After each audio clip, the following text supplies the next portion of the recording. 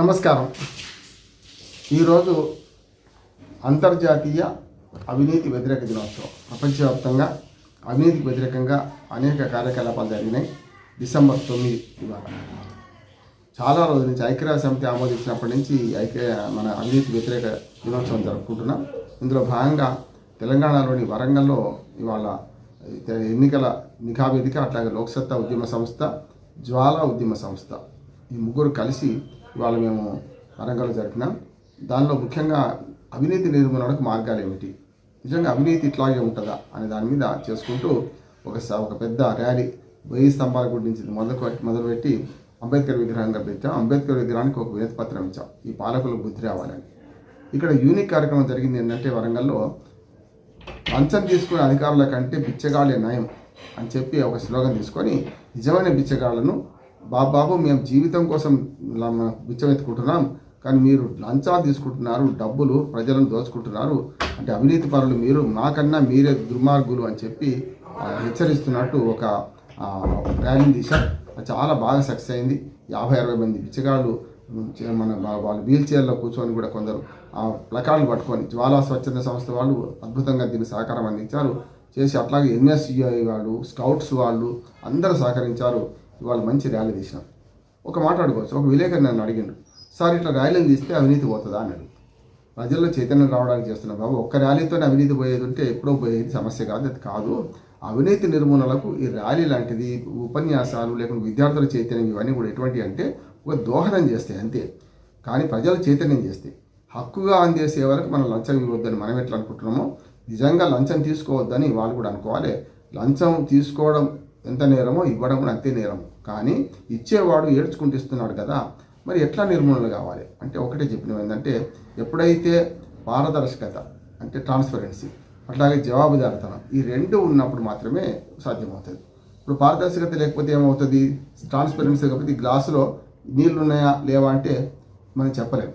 ఇదే ఒక plastic bottle తీసుకొని ట్రాన్స్పరెన్సీ ఉన్న వాటిలో సగం ఉన్నాయా సగం లేవా తెలుస్తుంది. ఇప్పుడు ఈ గ్లాసులో ఎన్ని నీళ్ళు ఉన్నాయో తెలియనట్టే పరిపాలన ఇట్లా గోప్యంగా జరుగుతున్నది. ఇవాళ సమాచార హక్కు చట్టం వచ్చిన తర్వాత కూడా ఇంకా సమాచారాన్ని గోప్యంగా ఉంచుతున్నారు, చాలా జీవోలు దాచిపెడుతున్నారు. దానికి తోడు అధికారులు ఒక్కలే కాదు, అధికారులు మంచివాళ్ళు కూడా ఉన్నారు కాదంటలేదు. అట్లాగే రాజకీయ నాయకులు కూడా మంచివాళ్ళు ఉన్నారు, కానీ 190 మంది చెడిపోయారు. దానివల్ల ఏమవుతుందంటే, అధికారులు దోచిపెడుతుంటే రాజకీయ నాయకులు తింటున్నారు, రాజకీయ నాయకులు రక్షిస్తుంటే అధికారులు బతుకుతున్నారు. ఇవాళ వరంగల్ పెట్టిన దానిలో చాలామంది అభిప్రాయం వ్యక్తం చేశారంటే, వరంగల్ మనకు హన్మకొండ మన కలెక్టరేట్లోనే స్వయంగా నిన్నగాక మొన్న ఒక జాయింట్ కలెక్టర్ హోదా ఉన్న ఒక మన సివిల్ సర్వీసెస్ మన అధికారి 60,000 లంచం తీసుకుంటూ పట్టుబడ్డాడు. ఆయన గతంలో లంచగొండ అధికారం అని చెప్పి ఆయనను ఎక్కడికి మార్చారు, మనకు పూర్తిగా కొంత విద్యాశాఖకు మార్చారు. అంటే సబ్ కలెక్టర్గా విద్యాశాఖ చూసుకోమన్నారు ఆయన. అక్కడ కూడా లంచం తీసుకుని పట్టుబడ్డాడు. అంటే లంచగొండి ఎక్కడ ఉన్నా కూడా, రెవెన్యూలో ఉన్నా, విద్యాశాఖలో ఉన్నా, ఎక్కడ ఉన్నా సరే ఇటువంటి పనులు చేస్తారని మంచి ఉదాహరణ. దాన్ని చాలామంది వాళ్ళు ప్రస్తావించారు వరంగల్లో. సార్ ఏదో చిన్న ఉద్యోగి, చిరుద్యోగి, అటెండరు 10 రూపాయలకు ఆశపడ్డారంటే వేరు, కానీ ఒక IAS ఆఫీసరు, కన్ఫర్మ్ IAS ఆయన, మరి అటువంటి ఆయన కూడా ఇవాళ 60,000 రూపాయలు తీసుకొని పట్టుబడ్డాడు. తర్వాత 30 లక్షల రూపాయలు ఇంట్లో దొరికినాడు దాడులు చేస్తే. అంటే ఇంత పెద్ద ఎత్తున అవినీతి కారణం ఏంటంటే, రాజకీయ నాయకత్వం అవినీతిని ప్రోత్సహిస్తుంది. ఇటువంటి అవినీతిపరమైన అధికారులను రాజకీయ నాయకత్వం వెన్నుదాన్ని ఇస్తున్నది. దానివల్ల వస్తున్న సమస్య. మరి ఎట్లా పోవాలి, నేను చెప్పిన వ్యవస్థాగత మార్పుల వల్ల మాత్రమే పోతుంది. ఇవాళ కంప్యూటరైజేషన్, టెక్నాలజీ పెరిగిన తర్వాత, ఆర్టిఫిషియల్ ఇంటెలిజెన్స్ వచ్చిన తర్వాత, ఇంకా పాత పద్ధతులనే రాజ పద్ధతుల్లో చేస్తే మనిషి ప్రమేయం ఎక్కడ ఉంటుందో అక్కడ అవినీతి ఉంటుంది. మేము ఈ మధ్య ఒక సర్వే చేసినాం, అది ఎక్కడ అవినీతి ఎక్కువ ఉందంటే, చాలా వరకు గతంలో చెప్పేది ఏంటంటే, ప్రజలకు రోజు నిత్య జీవిత సంబంధం, రెవెన్యూ, పోలీసు, మున్సిపాలిటీ, పంచాయతీ, ఇటువంటి శాఖలు చెప్పేవాళ్ళం. కానీ ఇప్పుడు ఈ మధ్యన ఏమైందంటే, అగ్నిమాపక శాఖ ప్రజలకు దూరంగా ఉంది అనుకుంటాం. అక్కడ కూడా అపార్ట్మెంట్ కల్చర్ పెరిగిన తర్వాత అక్కడ లంచాలు లేని, ఆఖరికి పోస్ట్ ఆఫీసులో లంచాలు లేని డిపార్ట్మెంట్ అంటే పోస్ట్ ఆఫీస్ అనుకునే వాళ్ళం. కానీ వాళ్ళ పోస్ట్ ఆఫీసుల్లో కూడా మరి ఉపాధి హామీ పథకాన్ని అనుసంధానం చేయడం వల్ల ఆ డబ్బులు ఉన్నాయి కనుక అక్కడ కూడా అవినీతి జరిగి పోస్ట్ మాస్టర్లు చాలామంది అరెస్ట్ అయిన సందర్భం చూస్తున్నాం. అంటే ఇందుగలడు అందు లేడని సందేహం వలదు చక్రి సర్వోపగతి అన్నట్టు ఎందెందు వెదకి చూసినా అవినీతి కనపడుతుంది.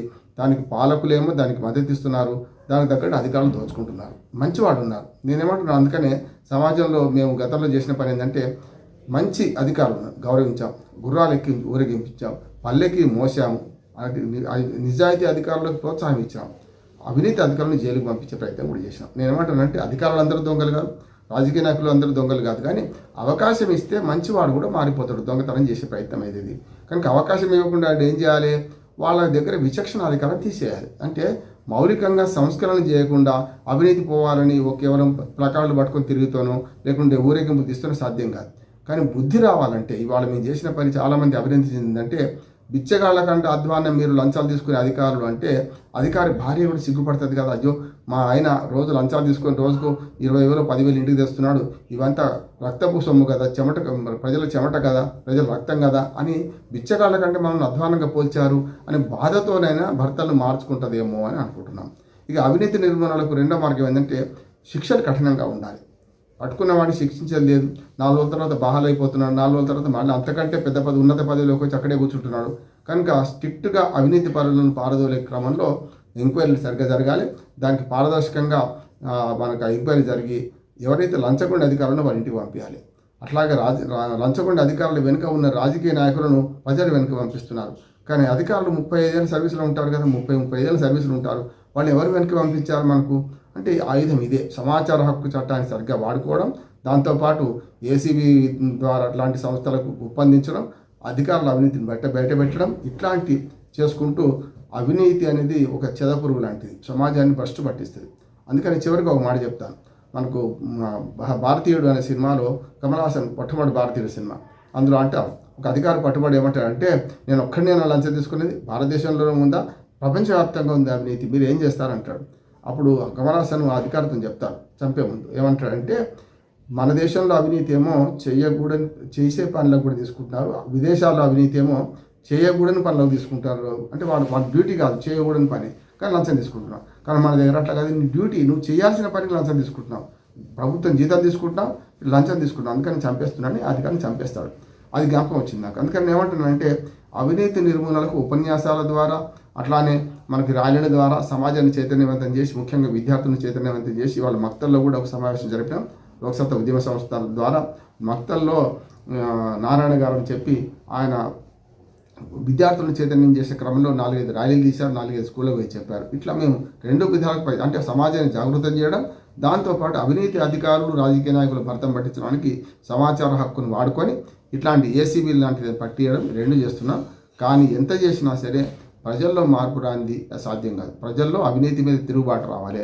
అవినీతి ఎక్కడ ఉంటుందో, అక్కడ ఆశ్రిత పక్షపాతం ఎక్కడ ఉంటుందో ఆ సమాజం అభివృద్ధి చెందదు. అందుకని సమాజానికి చీడబట్టే అవినీతి నిర్మూలన కార్యక్రమాల్లో మీడియా సహకరించాలి, దాంతోపాటు ప్రజలు చైతన్యవంతులు కావాలి. దాంతోపాటు మేము ఈ అవినీతి చేస్తే మా ఆస్తులు జప్తు అయిపోతే మా పిల్లలు రోడ్డు మీద పడిపోతారు అనే దానికి అవినీతి నిరోధక చట్టాన్ని కూడా మార్పులు చేయాలని కోరుకుంటున్నాం.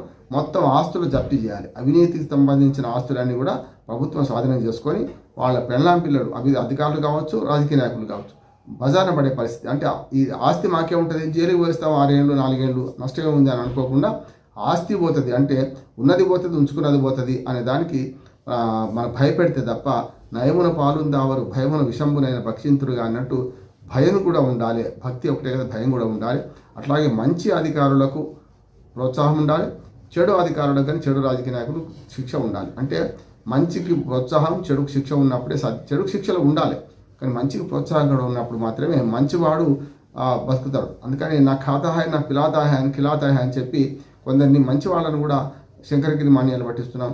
తినకపోతే వాడు డబ్బులు లంచం తీసుకోకపోతే వాళ్ళను మనం హేళనగా చూస్తున్నాం. అట్లా కాకుండా మంచి అధికారులను సన్మానించే పని కూడా ఈ డిసెంబర్ 9న మేము చేస్తున్నాం. మంచి అధికారులను సన్మానిస్తాం, చెడు అధికారులు ఉంటే ఏసీబీ పట్టిస్తాం, అక్రమార్జన ఉంటే అది ప్రభుత్వ పరం చేసే ప్రయత్నం చేస్తున్నాం, కోర్టులో కేసులు కూడా వేస్తున్నాం.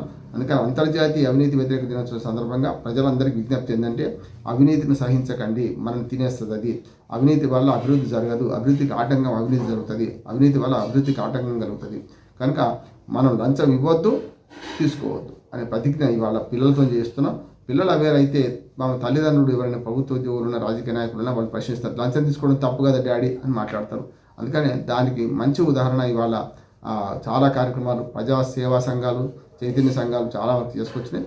దాన్ని మేము భాగస్వామి అయినందుకు మరింత సంతోషిస్తూ ఇవాళ ఈ ర్యాలీలు కానీ ఇవన్నీ ఒక్కరోజు భాగవతం కావద్దు, తెల్లారి నుంచి దీని కంటిన్యూషన్ ఉండాలి అని భావిస్తూ ప్రజలను జాగృతం చేయడానికి ఎప్పుడూ మన సామాజిక సంస్థలు ఎన్జిఓలు ప్రయత్నం చేయాలి. దానికి తగ్గట్టుగా ప్రభుత్వం ప్రోత్సాహం ఇవ్వాలి. పారదర్శకత, జవాబుదారీతనంతో సమాచారం ఇవ్వాలి ప్రజలకు. అప్పుడు మాత్రమే అవినీతి నిర్మూలన జరుగుతుందని భావిస్తున్నాను. నమస్కారం.